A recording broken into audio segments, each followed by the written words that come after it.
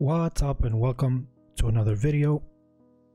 Thankfully we have some news about Diablo and specifically about the endgame of Diablo. Everybody's been wondering about this, especially after the beta, after we saw a bit of the beginning. We leveled up to level 25.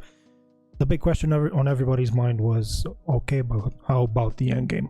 And I'm very happy to see that the dev team has come up with, I hope, an answer to this question. So let's just have a look and see what they have to say about this. Really into the end game. Okay. A main cornerstone of D4 is play your way. As a player continues to advance through the story and into the end game, they'll unlock a ton of brand new activities that provide meaningful progression, no matter their playstyle. I guess this sounds good. It would be awesome if this happens. They keep saying that everybody's going to have something to do. There's always going to be some activity to do. But from what we've seen and from what they've said, if the game is actually scalable and all of the acts are scaling with your level, then the activities are kind of limited to what we already saw. Open world activities, some dungeons, and there's not much more there. So hopefully they have some other stuff to include and to make this more interesting. Players to be able to keep progressing in the narrative of the game. Alongside that, the whole team has worked on crafting a variety of different experiences players can pursue. We're going to have an entire world of Sanctuary for our players to offer. There's going to never be an absence of something to do. After the player has finished the campaign, there's a lot more game to go and participate in. They gain access to a special, what we call capstone dungeon that they have to complete. Once they're able to finish this capstone dungeon, they're going to gain access to the first world tier. As you complete the world tier, it will open up the opportunity for you to go into your next world tier. That involves unlocking powerful loot, new items, and more advantages for your player to have a better opportunity at end game. Okay, so we already knew about the way that the world is going to progress. What they're saying is that this is locked behind some capstone dungeon, so once you complete that, you're able to unlock the next world level. This is, I guess, interesting. Something that was very interesting here is what they said about unlocking new items. So I'm really curious if there are like item types or even like base items that only drop from higher world tiers. That will be something interesting to see. I don't know if that's what they want to do with the game, but it surely sounds like something that's interesting. It would be a nice addition to the progress. But other than that, we already knew about the world tiers, so obviously the entire world is going to scale up. So this changes the the dungeons, all of the events, and so on. If you're a fan of dungeons, PvP, or just roaming around the world, there's a way to continue your Diablo adventure long after hitting max level. Okay, so sorry to pause this again, but he mentions whether you're doing dungeons, PvP, or world content, right? So these are the three things that are mentioned here. So I would imagine that this is kind of it, right? These are the three main activities that you're going to be doing at the end of the game.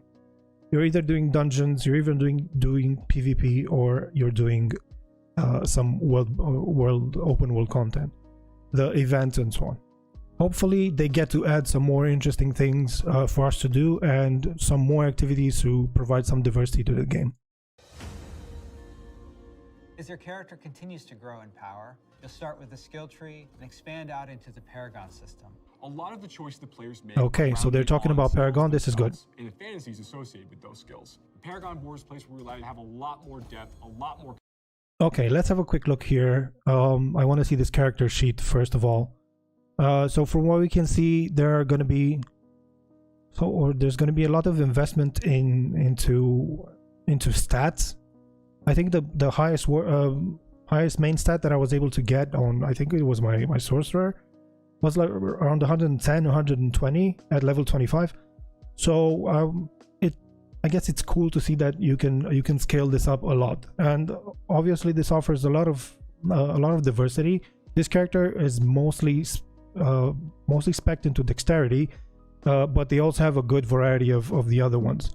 So I guess this it sounds like good progression, and most of the classes scale with either one or two of these stats. For example, dexterity, the rogue would scale here with dexterity and maybe willpower for some of the skills. As for the Paragon boards, I think we've seen some of these before.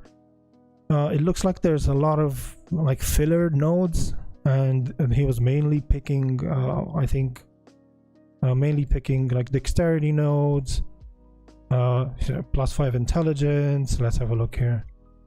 +5 intelligence. What else? Okay, so this is here's a legendary node. I can see the potential here for you to scale up. It doesn't seem, for a legendary node, it doesn't really seem too powerful, but I guess we're gonna have to wait and see. Another thing that I find interesting here is the refund cost. So we can see the player's gold here. The current player has about 4 million gold, and the refund cost for each point is about 50k. Now, maybe they just respect a lot, and this is why the cost grew. But I never thought this is going to be the case, but it might become the case that there's not going to be enough gold, or you're going to have make a massive investment of gold if you want to change something or if you want to respec. It kind of seems like Diablo 4 doesn't really support having multiple builds, right? If you already have a character that has a build, if you're trying to respec it, I don't know, every week or something like that, you're going to need for 160 Paragon points at 50k each. That's like 5 million gold already just to make a respec. Hopefully this isn't going to be the case, and I don't really want to have like new characters for every different build, for the simple fact that you need to unlock world tiers again and so on. It kind of feels like it's not something that I would want. Hopefully we don't have to get there, but this is kind of raises a concern, I guess. A lot more depth, a lot more customization, many more options as you go. You can rotate the board, so you can choose a different path if you're like, I want to do more strength-based things, or I want these particular boons or glyphs. You can chart your path through it, and they're really a way for you to keep expanding your character and making it uniquely yours. Okay, so they talk about making the character unique with these Paragon boards. I guess what you're going to want to go for is, I don't know, some of these pretty interesting capstone, I don't know how to call them, like key nodes. Or maybe they're going to have like legendary nodes, rare nodes, and so on. But it doesn't seem like they don't look really interesting to me, honestly. Like having to pick dexterity 5 times in a row just to get somewhere, it kind of feels, I don't know, like I'm wasting the points, if you know what I mean. I would honestly prefer if the choices were a bit more meaningful. Maybe I don't know yet, and main stat is actually quite important, and it's important to have a good balance of it. Who knows? But it kind of seems like it's not really meaningful to pick all of these Paragon points until you get to the important node that you're actually going for. So I don't know how this is going to translate in the live game, but it kind of seems, at this point, it kind of seems a bit, I don't know, dull. And they're really a way for you to keep expanding your character and making it uniquely yours. Similar to the Paragon boards is the Codex of Power. It's an in-game system that holds the aspects related to the character. So we know about aspects. We've already seen these in the dungeons that we did. We've already collected some aspects, so this is cool. What players to do is take items they're finding in the world and make them more powerful, turn them into legendary items. It's really Yeah, I absolutely love this feature. I think it's really cool, and I think it adds a level of depth to the progression. I find it interesting, and it's fun to farm for the base items and to apply the aspect. I really loved how they also made the aspect percentages be increased on some of the items. When you put it on the rings or amulets, it's 50% increase. If you put it on the two-handed weapon, it's 100% increase. So it really allows for a lot of diversity there, and for meaningful choices. And this is what I mean when I say meaningful choices, is that whatever you decide to put it on is going to be a big influence for your build, rather than just clicking a Paragon board that gives you 5 dexterity. That kind of feels like the +5 in Diablo 3, which is something that people are notoriously hated about Diablo 3. The +5, there's like it's full of memes.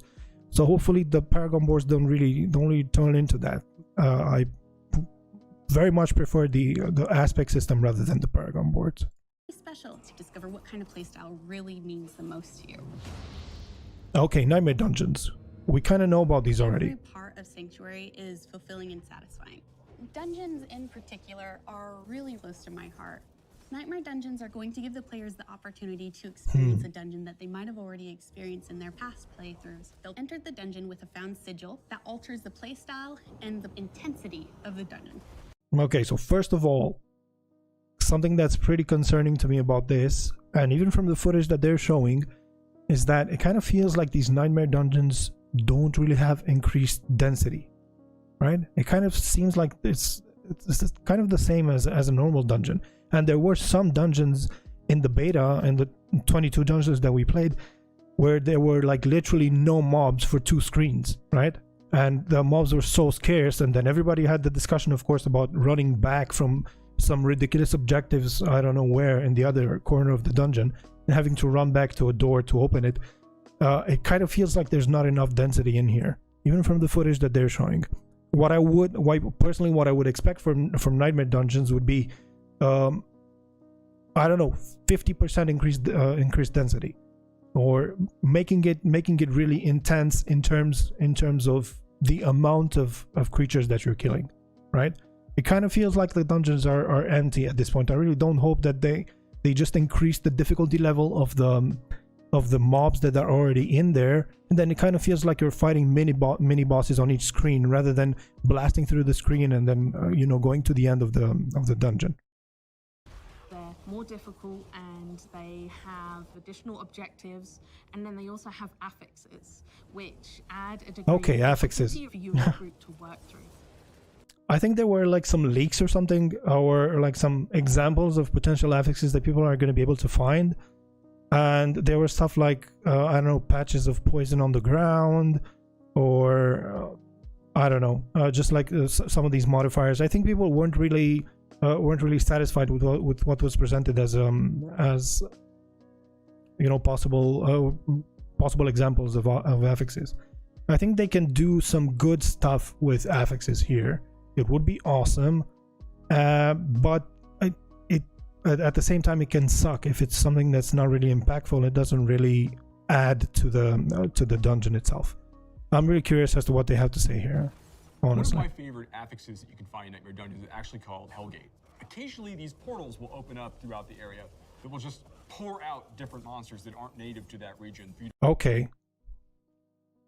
Oh, first of all, he says that the hell gates are gonna pour out monsters. I don't know, dude. Like, you showed us 3 of them here, and there were like 3 mobs every time. Look at this. 3 mobs here. 1, 2, 3, 4 mobs here. 3 mobs here. So yeah. I mean, hopefully this isn't it, right? I would expect, I don't know, 20 mobs, or like 5 mobs each second for 15 seconds or something. I don't know. Something big, something very impactful that makes it feel like you're actually hacking and slashing through monsters. Something that makes the game feel action-packed, right? Because it's an action RPG. This is what you want to be doing. You want to be killing masses of mobs and getting some drops from them and feeling awesome while doing it. This doesn't really feel like it's that impactful. Doesn't feel like this is what they're achieving with this. Maybe it's scalable. Maybe if the dungeon is, Nightmare Dungeon at level 100 is going to spawn significantly more mobs. But I don't know if that's how they would make it work. And it makes no sense at the same time, right? Trying to handle everything else inside the dungeon. There's over 120 dungeons to play through and find in Diablo IV, and any one of them can become a nightmare dungeon by finding a nightmare sigil and then using it to activate the nightmare version of that dungeon space. Okay. I think we already saw a bit of the nightmare sigils. If you guys played the beta, and if you went to the enchanter, they had like a whole screen with sigils, and you can disenchant them. You can, I think, change them or add affixes or remove affixes from them, so you can do all sorts of things with them there. So I think it could be a cool system. It's nice if you can kind of pick and choose what you want to put on the sigil and on the dungeon. Hopefully it's something that's meaningful and all of them are cool, and you don't have to really farm just for the 1 or 2 affixes that you want to have on every nightmare dungeon, because all the other ones are trash, right? Everything's a little darker, everything's more difficult. It's going to add a little bit of a twist of flavor on your particular dungeon.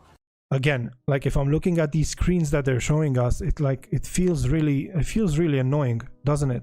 this isn't really what you want from a dungeon, right? To have to fight like 4 mobs for like 30 seconds in a dungeon that's empty, and then you're gonna have to go 2 screens to find another 4 like normal mobs who are just like a nightmare version, and then you have to spend another 30 seconds there.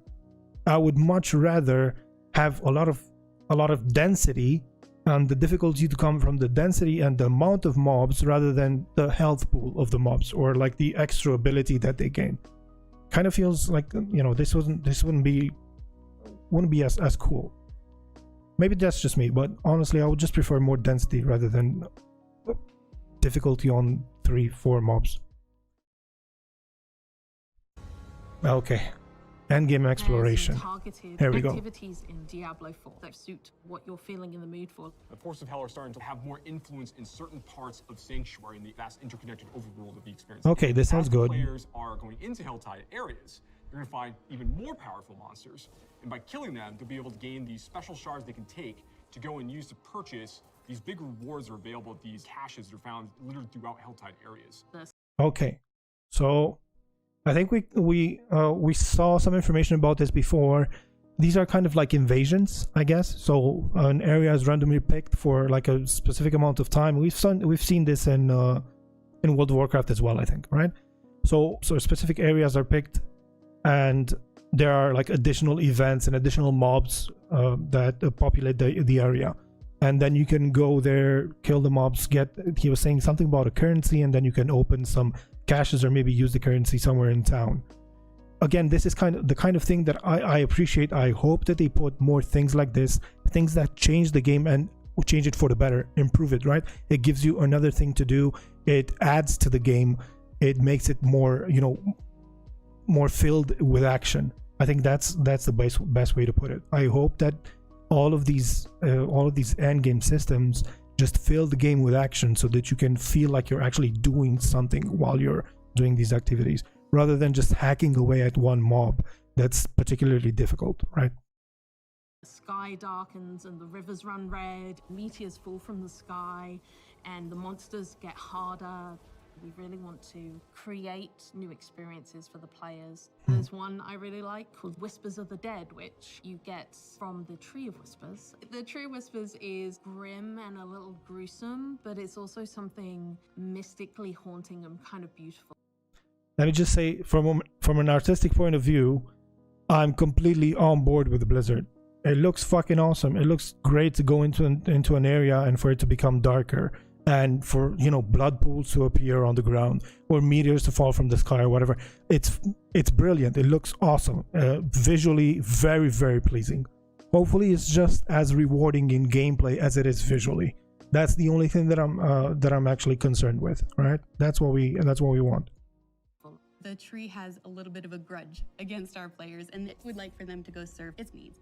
So you're going to go serve these bounties, gather different rewards, different items, and bring them back to the tree in hopes that it can exchange you something really meaningful. Maybe. Okay. So these are like bounties or quests, I guess. So you get some quests in an area that's invaded, and then you get to come back and get a reward. I think I like this. It sounds pretty good. And especially for like a temporary activity, you know, to mix things up from all the dungeon grinding that we're going to be doing. It sounds like a good deal. And at the same time, if we can see here, it gives you 3 options, so you can technically kind of try to target farm some of your gear. I can see a lot of potential here, right? To target farm some items and make sure that you're getting what you need to drop.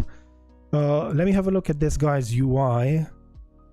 Let's see if we can find anything interesting here. So it looks like it's a barbarian, level 75, 9 potions, so you go up to 9 potions at this point. That's cool.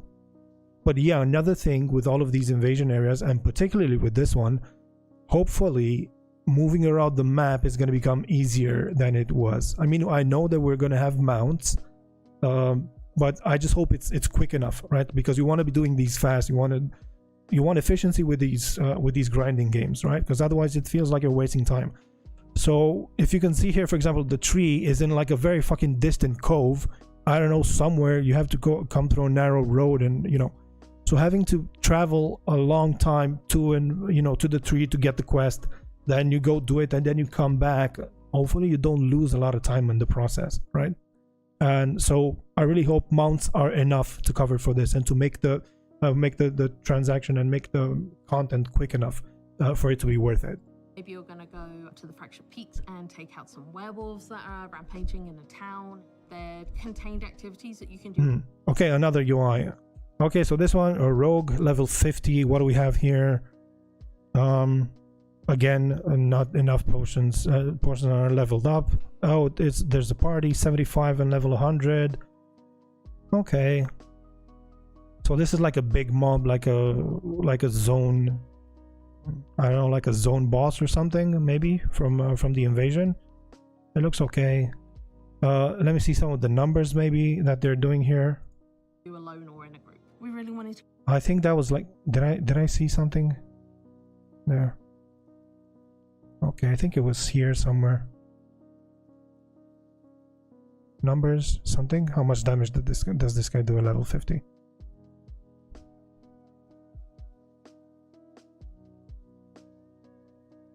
Okay, so that's 1.7 and 1.5, 2.7 crit. Okay, I think we saw much higher crits during the beta, right? We saw the 300k, we saw people soloing a bunch of bosses and so on. I don't know how indicative this is of the progress and the accumulated power. This guy is level 50. I don't know if he's like in shit gear or something. But yeah, hopefully the progression seems natural, right? And things aren't really blown out of proportions. I mean, they are in the same group as the level 100, so like maybe that's the only reason why this is this area boss is dying. But hopefully it's not something that makes the game overly difficult for your level. We really wanted to create variety for people to be able to spend time where they wanted to in the world. It's very cool the way it's been put together, and I can't wait for people to see it, to be honest. Okay, Fields of Hatred. In Diablo 4, we have a focus on the world of Sanctuary, and there. I don't know if this is this like hell, a version somewhere you descend into hell or something. I think I heard something about that, but maybe I'm just I don't know, maybe I'm just on the internet and looking at Diablo 4 things too much. Let's just see. There are parts of that world that we call the Fields of Hatred, where Lilith's presence in Sanctuary has begun to seep through and manifest these poisonous areas throughout the world. When players go to these regions, they get to engage in player versus player conflict. Oh, okay. Okay, so PvP. Shards. But there is a little bit of Shards. In order to Okay. get these shards back to town, you will need to purify them. Other players will definitely know that you're attempting to purify your shards, so you'd better be prepared to fight if you're going to be playing any PvP, and be prepared that you might lose some stuff in the meantime. Once they've got Okay, well I guess that's a bit interesting, right? You go into PvP areas, you're still collecting stuff, so you're collecting shards and stuff like that, and then it's like an extraction mini game or something, right? So you're trying to extract your shards, like purify them, but it's kind of an extraction, right? So you're trying to purify them, and then you can also die and maybe lose a portion of your shards, or maybe gold as well, who knows, right? I mean, I guess that's kind of what PvP is about. And I think the most important thing, or like noteworthy thing here, is that these are like designated areas. Maybe they also appear around the world, so it's not always the same place and the same layout, but it's a designated area that you have to go to in order to actually participate in PvP. So I think it's cool. Yeah, it could be worth it. I don't know exactly what it gives or what the rewards are, right? These go back to nearby towns to sell them, and then use that to buy a whole bunch of like interesting cosmetic items and rewards. Did he say cosmetic items and rewards, right? So you get the shards, you go into town. We've already seen these in the beta, the red ones, or they were on 0.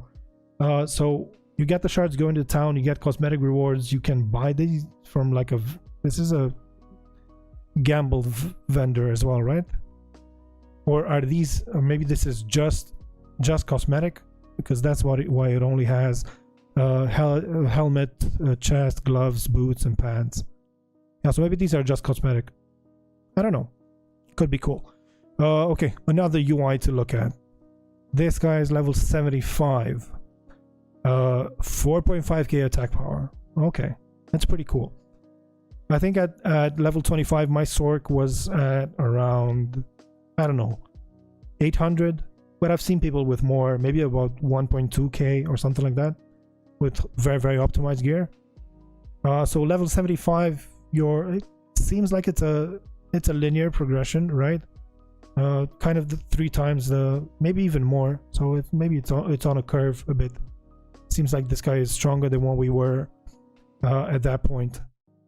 But in terms of stats, I'm not really seeing what I saw on the Paragon boards, right? This guy is sub 150 on all of them.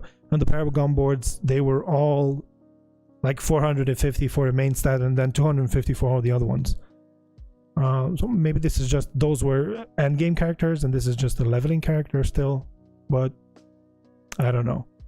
Gems, it looks like it's kind of the same, higher tier of gems, of course. So we can see here diamonds, red and blue. And in terms of items, we're not really seeing anything different here. They're not showing us any sort of legendary affixes or legendary powers.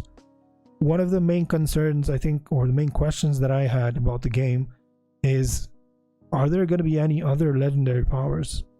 Or is what we saw in the beta like the sum of all legendary powers?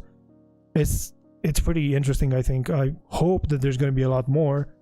But there were people, and I saw streams and I saw other people saying that those were everything, and that they kind of had information from people, or they heard from people who played the closed beta, and then that was not there was nothing more. It would be a bit depressing, I think, if those are all of them. Honestly, personally, I think that. But yeah, hopefully they put up some more stuff. Anyway, let's get back into it. A place for people who really love PvP and want to still get loot and still increase their character's power. If that's the way they want to play, they can. I'm really curious, really curious about the PvP balancing. What's someone like a druid gonna do in PvP, or I don't know. Hopefully they find a way to do it. It looks like it could be a fun activity to do, something to wind down, and some nice cosmetic rewards as well, so why not? But I don't know, PvP balancing, even the PvE balancing in the first, I don't know, 10% of the game felt really lackluster. So hopefully PvP gets a lot of attention from them if they want to have a nice system in it. And it kind of seems like PvP is actually one of the pillars of the endgame systems. When the game director was mentioning before, and I touched on it as well, he said dungeons, open world exploration, and PvP. Those are one of the 3 things that they said. So they really can't miss with PvP. If they do miss, it's like, I don't know, a 30% of the end game activity gone down the drain, because it's I don't know, just overpowered by one specific class, or it's just not playable, or who knows. Hopefully they don't miss with this. Let's just get back into it. Only the beginning. Okay. Launch is just the beginning. One of the things we're really focused on is creating a living, breathing set of updates for players to engage with after the game has gone live. It's really just going to be a way to keep coming back and experiencing more Diablo 4 in fresh ways. We're really eager to hear all of your experiences and just enjoy the entire story with you all. Okay. So I think they're kind of trying to touch on the idea of seasons here, right? Because they're saying that they are preparing to bring more and more content to the game and to keep adding on the game. And I think that's an important thing to know and to realize about this, right?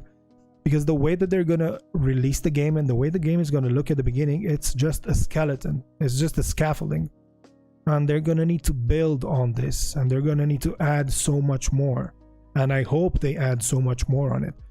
Because honestly, I think with the pre-launch, for people who pre-purchase the game, I think there are going to be people who are going to be done more or less with the game within the first weekend, right? Until everybody gets to play on the 6th, there are going to be people who are already endgame level 100, their characters are fully maxed out and they're just, you know, breezing through the content.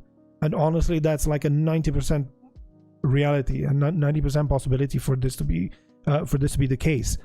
People really need to understand that the game is going to be in a very, like, this is the beginning of Diablo 4, as they were saying.